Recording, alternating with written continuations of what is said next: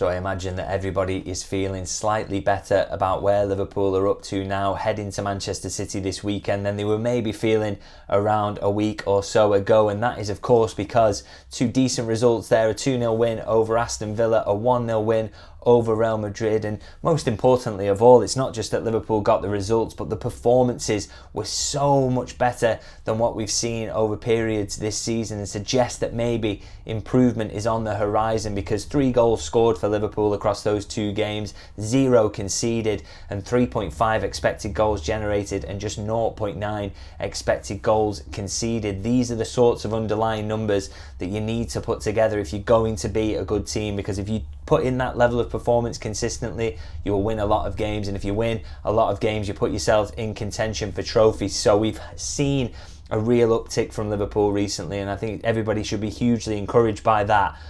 Unfortunately, of course, it is Manchester City away next, and I think one thing I want to stress in talking about this game is that City away is City away. It is, even in a season where Liverpool are absolutely flying, this can always be an incredibly tricky game for them, and not, one where I've seen it many times down the years. Liverpool go there, they're in great form, they're looking great, they go there and they play well, and they still get beat, because Manchester City are also an elite level side with a great coach who comes up with a plan and players that can hurt you all over the pitch. So I want to say, if Liverpool do lose this weekend, I wouldn't say it's the end of the resurgence and all the problems are back. I think they could just get beat anyway. But I think what you want to see is that certain aspects of the underlying performance are still there, and that Liverpool looks stable.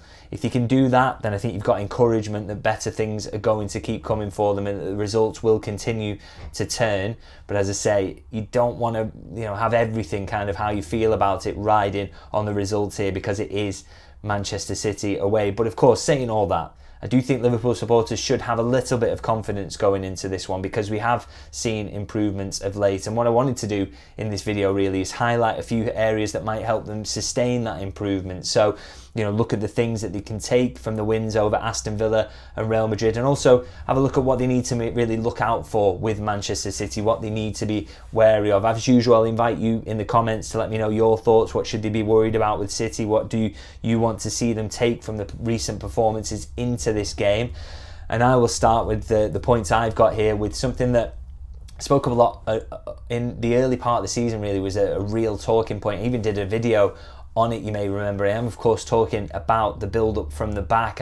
That video, the topic of that was asking if Trent Alexander-Arnold is a big miss for this Liverpool team, and it's the inability to get the ball forward from the defence is because they don't have him with his unbelievable passing range anymore. Now, one of the things I said in that was, and I highlighted this, is, look, you can see too many times we saw Liverpool in this situation with the centre halves with the ball at the feet, they're looking up, and they don't seem to have options. They don't seem to have anywhere to look with the ball, and so they're either stuck with it, or they give a risky pass to someone and it gets turned over and puts them in trouble, or they just go long and it's kind of a 50-50, maybe even less in your favour, and the opposition ultimately end up with the ball. Now, of course, there are 2 reasons that's a problem. One of those is that you are turning the ball over, so there's more chance of the opposition to score, but also you're just not getting the ball near your attackers frequently, so you're less likely to score as well. So build-up is a massive part of the game, really. And I spoke in that video about the fact that, look, you might think that they need a Mark Gay at the back here to progress the ball, but it was a long time to go till January, even if they were to sign him then. So what you needed to see was internal solutions being found, and I did think that was possible. And I think what we've seen over the last few games is this problem is starting to evaporate a little bit, and we have seen that Arne Slot is finding those internal solutions. And I have to say, a bit of a triumph of coaching, really, and working with your players on solutions to problems that you're facing, the way that he's dealt with this. Because I think one of the big problems was, as I say, with centre-halves looking up in the ball, and one of the reasons they had no options is because so often in the start of this season, and it was particularly pronounced this in the Manchester United game at Anfield, they would look up and they would have Gravenberch as a lone pivot to hit. Now, got one man there to hit. Your passing options are so easy to cut off if someone is pressing you. And of course, if you do manage to squeeze the ball through to Gravenberch, immediately they just swarm on him, nick the ball, and as I say, it's high turnover. There's a chance then for the opposition to really hurt you. So that was a real tactical problem for me, but we've seen it solved in recent weeks. And I think the best example of this I'm going to show you now is against Real Madrid, and you look immediately, you can see McAllister dropped in alongside Gravenberch, giving more options for the passers there at the back to find, and you don't necessarily then have to be Trent Alexander-Arnold to find your way out of that, because look, you've got options, you've got an easier find in terms of the pass there, and I think that makes it easier because it puts doubt in the presser's mind about who they should be covering, and all of a sudden one of the options then is into space, and you combine that with your wingers dropping in a little bit more, maybe even Szoboszlai has been dropping deeper from time to time, creating rotations amongst that midfield three, and Liverpool have just been able to get out more consistently. Now that is going to be important against Manchester City because they are still very, very good pressers. They will nick the ball, so you have to be very careful really, and I think the way to do that is, as I say, is give as many options to the defenders in terms of passing out at the back. It's immediately made Kanate look like a better passer. It's made Bradley look more comfortable in deeper areas because he's always felt like he's got an easy pass on, and you know that's the way to do it really, because as I say, it stops turnovers, it helps you defend better for that reason, it also gets you on the attack more. And one thing I want to say as well, actually, there's a lot to be said for as much as Liverpool are doing this and it's improved the build-up, they're also mixing it up a little bit as well, which I really, really like to see. So we've seen in the last couple of games, been going long to Salah against Digne, against Carreras. He's been able to hold up the ball then and worked off in. And look, he's not won every single one of those, but he's won a really high percentage. And again, it just makes it harder for Liverpool to be pressed if they can go in, they've got passing options into midfield from the defence, but also they've got that long ball out there to Salah. And if they do that again, it'll be interesting. Is it O'Reilly at left back for City? Is it Ait-Nouri? It's going to be really interesting. But either of those, you think that Salah in a physical battle, the strength that he's maybe got a chance against either of them. O'Reilly's inexperience as well, maybe a factor there. So maybe that's a tactic that Liverpool will use again, and it's another way to get from back to front, and I think that's important. We've seen improvement in that in recent weeks, but City are good at pressing. So can Liverpool sustain that into this game? I think that will be a pretty decisive factor. And along similar lines, actually, I want to talk about something we saw in the last game, which is Florian Wirtz off the left-hand side. And I think, again, we saw all the benefits of that, but one thing it massively helped with, I felt, was also again in the build-up, and I think he looked comfortable there. He created 5 chances, didn't he? He covered more ground than anyone else.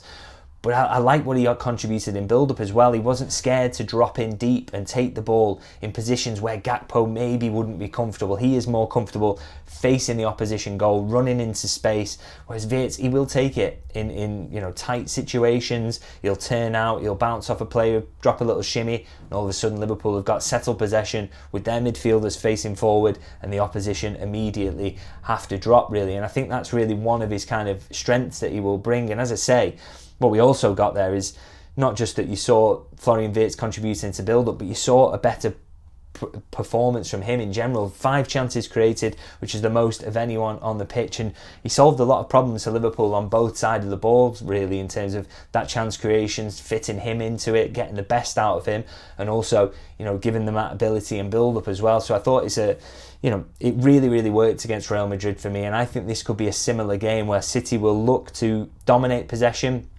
and you need the ability to quickly pass through the transition. You need a hard worker down that left-hand side. And don't get me wrong, Gakpo runs, but Wirtz really, really puts it in. So I just think this is a solution to a lot of Liverpool's issues at the moment. And I would like to see Florian Wirtz stay in that left-hand sided role. Now, I don't want to go too much into this because I've done a piece on Substack today that I'd urge you to read. Actually, if you want to have a look at that, davidlynchlfc.co.uk, there's some graphs in there that show you why it works, why it matches with what Wirtz was doing when he was at Bayer Leverkusen, even in a slightly different position.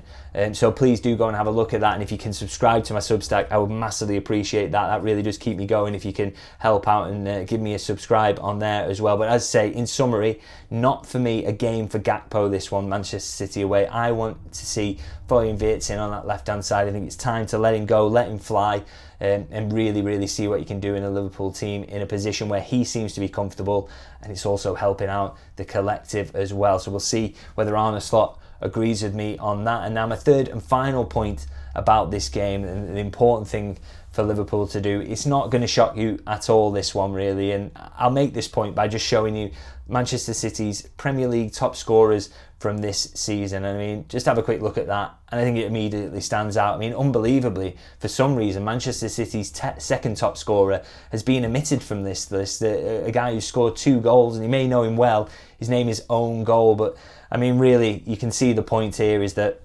outside of Erling Haaland and Own Goal, nobody else with more than 1 goal so far in the Premier League for Manchester City. And you have to say, it's no bad thing. It's not, you can't go over the top about being reliant on someone like Erling Haaland if he is that good. I mean, you know, Liverpool had a reliance on Mo Salah, maybe not quite to this degree last season, but when you've got someone that good, just filter all your goals through them, filter all your attacking play through them, because Haaland will, like Salah did last season, he will deliver every time. But it is also clear for Liverpool as well that, look, if you stop Erling Haaland from scoring, you've got a very, very good chance of keeping a clean sheet against Manchester City, because nobody else is really mucking in with their share of goals. And so, you know, the job kind of feels like to stop the ball getting to Haaland as much as you can. And Jurgen Klopp used to speak about that. Whenever you asked him about a good striker, he would always say, whether it's Haaland, Kane, Mbappe, anyone, he would always say the job of the team is just to stop the ball getting to them,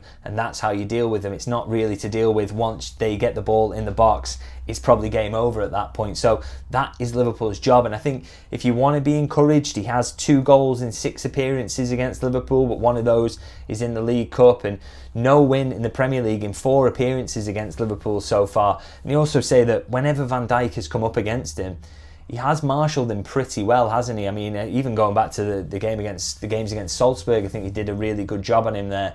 You know, and Haaland seems to get engaged in that kind of physical battle with Van Dijk. Now, Van Dijk he's absolutely happy to try and match you in that. He's as quick, he's as strong, isn't he? He's intelligent, he's always got a read on the bounce of the ball as well. So he's done a very, very good job against Haaland. And I think Konaté's got the physical qualities to do that as well. But they're going to have to be absolutely on it, because of course you give Erling Haaland 1 chance at the moment and he is putting it in the back of the net, so you only need to switch off once. But as I say, if Liverpool can come through this game having stopped Erling Haaland scoring, you really feel like they're going to have a good chance of winning it, because Liverpool tend to always score, so you always feel like they're going to get on the score sheet. And if they do keep Haaland out, then it's a really, really good chance of keeping a clean sheet. So that is a big job for Van Dijk, a big job for Konaté, but a big job for the team as a whole in terms of stopping the ball getting to Erling Haaland as well. So I'm going to wrap it up there. Do let me know your thoughts on this game. What have I missed out there in terms of talking points or things you really want to see in terms of the performance from Liverpool, the tactical approach from Arne Slot, and what team would you select as well? Always interested to hear that. And I'm going to wrap it up there and say, if you can please like, if you can please subscribe, I appreciate that. Come on, we're getting there to that 40,000. We're really, really close at the moment. So thanks everyone for jumping on board, but please do keep coming in so we can get to that 40,000. I really, really appreciate it. And I'll wrap it up there and say I'll see you guys very soon.